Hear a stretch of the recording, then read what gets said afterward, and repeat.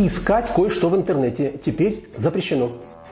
Как власти узнают про ваш проступок и как накажут? Вы в 2021 году в Беларуси. Лукашенко закрепил эту практику. Как ее повторяет Путин? Закон-то, вот, который принят Госдумой, как вы предполагаете, он должен на практике зафункционировать? На практике правоохранители должны будут доказать, Владимир, что был умысел. С сентября 2025 в России умышленный поиск запрещенных материалов в сети наказуем. Это штраф до 5000 рублей. Этот законопроект, он об очень узкой группе людей, которые ищут экстремистский контент, потому что сами уже находятся в шаге от экстремизма. Наказывать не за создание или распространение информации, а за ее поиск и потребление. Это новость для России, но привычное дело для Беларуси. На их примере рассмотрим, как это работает. Молодость моя, Белоруссия. Доколе в Беларуси будут преследовать инакомыслящих? И когда перестанут приходить в классик те, кто подавляет человеческое достоинство собственных сограждан? Я людей этих никогда не приветствовал. Я вообще ненавижу людей, которые пытаются придавить людей, которые мыслят иначе.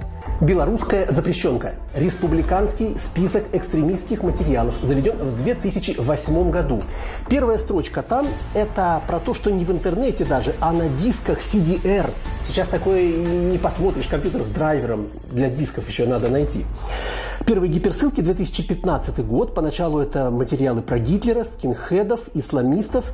В 2019-м новый тренд. За все выборы я ни разу его не выбрал! Он не мой президент! В нищем народе! По фактам, прямо сейчас на канале Нехта. Запрещен фильм «Лукашенко. Уголовные материалы».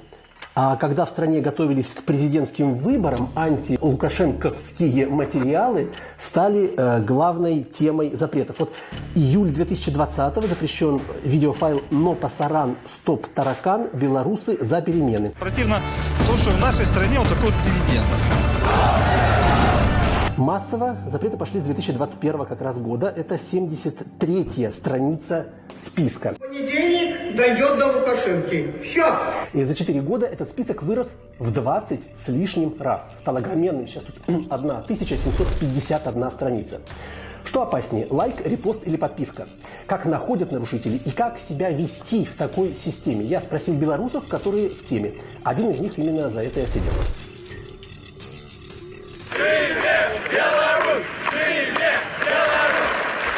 В 2020 году, в 2021 мы гораздо менее заморачивались о безопасности. Мы скорее приходили на митинги, на акции, стримили оттуда, фотки делали. Ну и, наверное, это все осталось на просторах интернета где-то. Нами досконально задокументированы все размещенные в мессенджерах и социальных сетях сообщения, побуждающие к осуществлению экстремистской деятельности, а также другие действия интернет-пользователей по созданию протестной активности.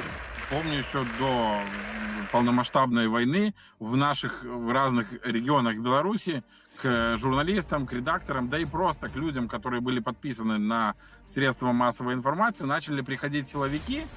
И самое простое, вот за что можно было посадить человека, это за подписку на так называемое экстремистское издание. Окончательное решение, является ли тот или иной ресурс экстремистским, принимается в судебном порядке. У нас правовое государство, и если кто-то не согласен, пожалуйста, идите, обжалуйте. По государственным СМИ шла такая рекламная акция, что вот не становитесь экстремистами, удалите, там, не подписывайтесь. Как мне объяснил участковый, что ты думаешь, я не читаю это? Я читаю, но я же не подписываюсь. Одинаково работает и подписка, и репост, и лайк, и коммент, но понятно, что если репост был, то он был год, 2, 3, 5 назад, это значит, надо отмотать ленту и найти.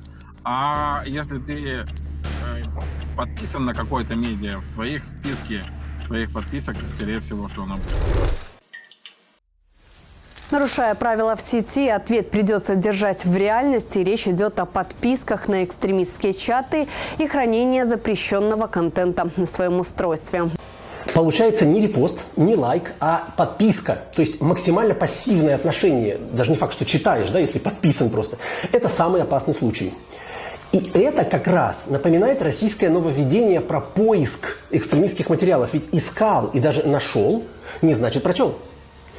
Сейчас будет история как раз про подписку в соцсетях. Мне позвонили из милиции. Это было в пятницу вечером. Я отдыхал после работы.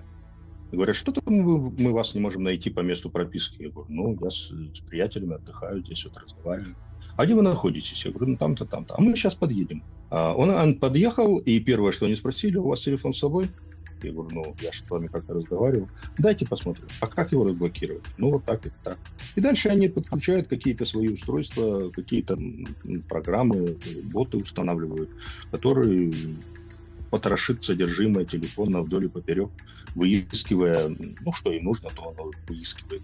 Вот постановление суда по делу об административном правонарушении. Беларусь, город Светлогорск, 2023 год. Подсудимый в Одноклассниках не организовал группу, не был ее администратором, не писал туда, не ставил класс, лайки в Одноклассниках, так называется. Он просто был подписан, используя мобильный телефон. Хранил с целью распространения мобильное приложение с экстремистскими материалами. И кроме Одноклассников еще на один канал на Ютубе тоже был подписан.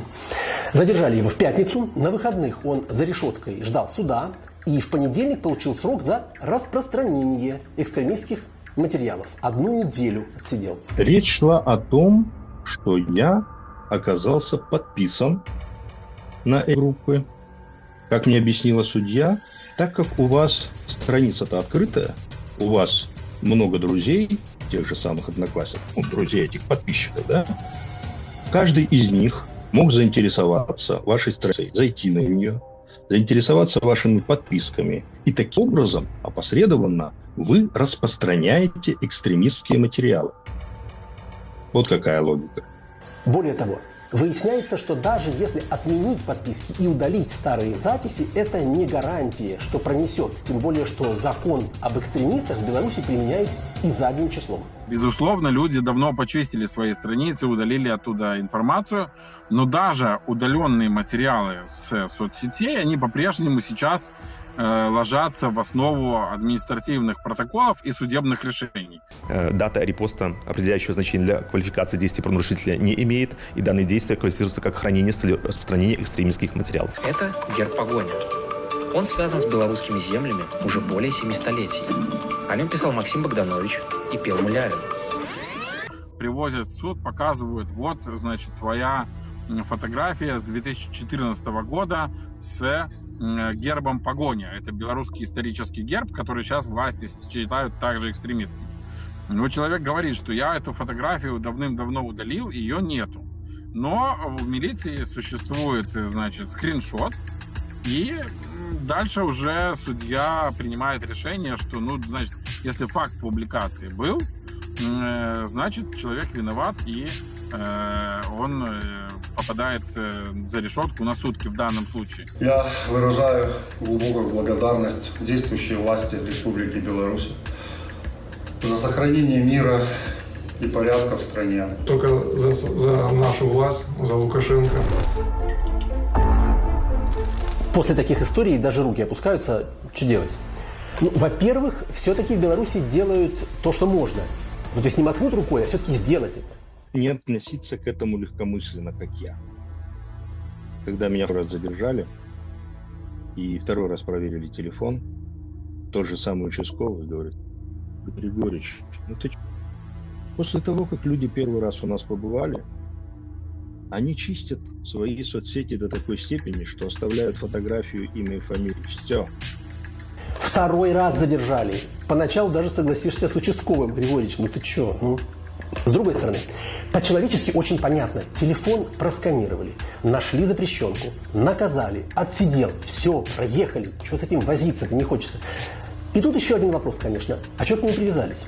Почему стали проверять-то его телефон? У Андрея Григорьевича есть объяснение. Поиск экстремизма – это только повод. А причина – то, что он надоел властям своей работой. Он журналист. Он писал про аварию на городском целлюлозно-картонном комбинате. И вот опять. Светлогорск, ремонт, авария, жертвы. В результате взрыва погибли 3 работника предприятия. Это ключевой момент. Цапать за экстремистский цифровой след легко. Всех подряд незачем, но всех, кого нужно, это да. В России перед принятием новых правил именно про это сказала даже Екатерина Мизулина, глава Лиги безопасного интернета, которая, вообще-то, помогает интернет цензурировать. Это де-факто первая попытка на государственном уровне отслеживать цифровой след россиян. Закон буквально через пару дней породит волну мошенничества, докса, шантажа и вымогательства. Ведь подставить человека будет проще простого. Во второй раз был штраф. Во второй раз был штраф и конфискация телефона, и я уже понял намек, который был вербализован те же самыми участковыми. Вы как-то легкомысленно относитесь к ситуации. Что думаете, если эти ребята за вас взялись, они от вас протестанут? Можно вспомнить стереотип про добрых и вежливых белорусов. Вот даже участковый не жестит, советует, как поступить. Но логичнее другой тезис. В 2023 году, когда с протестовавшими против обмана на президентских выборах в Беларуси разобрались, власть по-прежнему настолько непопулярна, что даже менты сочувствуют тем, кто попал в беду. И уж точно не считают их экстремистами. Григорич прислушался к голосу разума и уехал в Польшу. И не зря. Административки были только этапами в сборе материалов. В августе он уехал, а в декабре того же года было возбуждено уголовное дело.